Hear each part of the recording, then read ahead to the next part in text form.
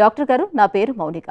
నా వయసు 20 సంవత్సరాలు. ఉదయం లేవగానే విపరీతమైన తుమ్ములు వస్తాయి. అలాగే ఎండలోకి వెళ్ళినా కూడా తుమ్ములు వస్తాయి. ఇది ఎలాంటి సమస్య? దీనికి చికిత్స ఉందా? తెలియజేయండి అని అడుగుతున్నారు.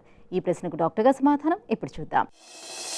దీన్ని అలర్జిక్ రైనైటిస్ అంటారు. పేరులోనే ఉంది. రైనైటిస్ అంటే మనకి ముక్కు లోపల ఇన్ఫ్లమేషన్ రావడం. దేనివల్ల పూత వచ్చిందంటే అలర్జీ వల్ల. సో ఎప్పుడైతే మనకి పడని వాతావరణానికి మనం ఎక్స్పోజ్ అవుతున్నాం, సాధారణంగా ఏంటంటే పొల్యూషన్ మనం ఎక్కువగా చెప్తూ ఉంటాం. అట్ ది సేమ్ టైం ఈ అలర్జెన్స్ మనం 2 రకాలుగా డివైడ్ చేస్తాం అనమాట. ఇండోర్ అలర్జెన్స్ అని, అవుట్డోర్ అలర్జెన్స్ అని. ఇండోర్ అలర్జెన్స్ రోజు మనం మన ఇంటి పరిసర ప్రాంతాల్లో ఎక్స్పోజ్ అయ్యే అలర్జెన్స్ అనమాట. ఇంట్లో ఇల్లు ఉడిచినప్పుడు కావచ్చు, బూజు కొట్టినప్పుడు కావచ్చు, వంట చేసినప్పుడు పోపు, రూమ్ ఫ్రెషనర్స్, పర్ఫ్యూమ్స్, అగరబత్తీలు, మన హారతి కర్పూరం, టాయిలెట్ క్లీనర్స్, ఇవన్నీ చాలా వందల వేల కెమికల్స్తో కూడుకున్న సిచ్యువేషన్స్ అనమాట. వీటిని రిపీట్గా ఎక్స్పోజ్ అవుతున్నప్పుడల్లా అలర్జెన్స్ లోపలికి వెళ్ళి ట్రిగ్గర్ చేస్తూ ఉంటాయి. అలర్జిక్ రైనైటిస్ రూపంలో అది బయటపడుతూ ఉంటుంది.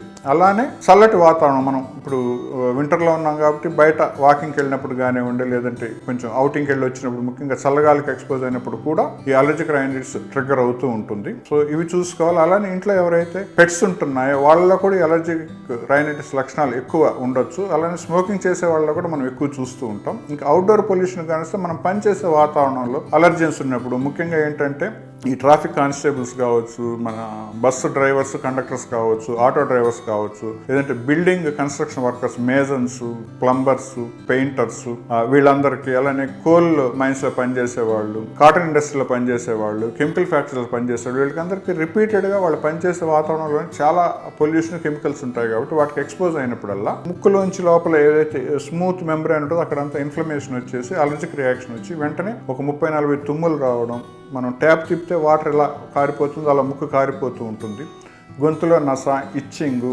అలానే కొంతమంది కళ్ళల్లో కూడా దురద రావడం, నీళ్లు కారడం మనం చూస్తూ ఉంటాం. ఇవన్నీ ఏంటంటే అలర్జిక్ రైనైటిస్ లక్షణాలు అనమాట. దీన్ని ఎంతవరకు మనం తొందరగా అంత అదుపులో చేసుకుంటే చాలా మంచిది. ఎందుకంటే ఒకసారి ఇది కంటిన్యూగా అవుతూ ఉంటే ఈ లోయర్ రెస్పిరేటరీ ట్రాక్ట్ని కూడా అది అఫెక్ట్ చేసినప్పుడు ఆ లోపల ట్రకియా, బ్రాంకస్, ఈ లోపల ఉన్న ఈ ఎయిర్వేస్ కానీ ఎప్పుడైతే ఈ ఇన్ఫ్లమేషన్కి గురవుతాయో దెన్ ఇది గ్రాడ్యువల్గా ఏంటంటే అలర్జిక్ బ్రాంకైటిస్, ఆస్తమాకు కూడా దారి తీయచ్చు. సో ఇక్కడ ముఖ్యంగా మనం చూసుకోవాల్సింది ఏంటంటే మనకి పడని వాటి వల్ల వస్తున్నాయి కాబట్టి వాటిని ఐడెంటిఫై చేసుకొని వాటిని ప్రాపర్గా మనం ఎంతవరకు అవాయిడ్ చేయగలిగితే అంతవరకు అవాయిడ్ చేసుకోవాలి. కొంతమందికి ఏంటంటే దేనివల్ల వస్తుందో తెలియక పరిస్థితిలో ఉంటారు. అటువంటి వాళ్ళకి ఏంటంటే అలర్జీ స్కిన్ ప్రిక్ టెస్ట్ అని చెప్పేసి రొటీన్గా మనం తినేవి, తాగేవి, పీల్చుకునేవన్నీ చిన్న ఇంజెక్షన్స్ రూపంలో 2 చేతుల మీద ఇవ్వడం జరుగుతుంది.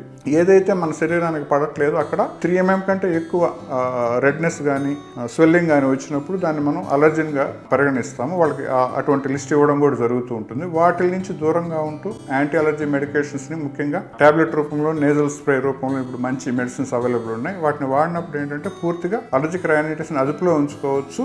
తర్వాత అది ఆస్తమాకి మారకుండా కూడా మనం చూసుకోవచ్చు.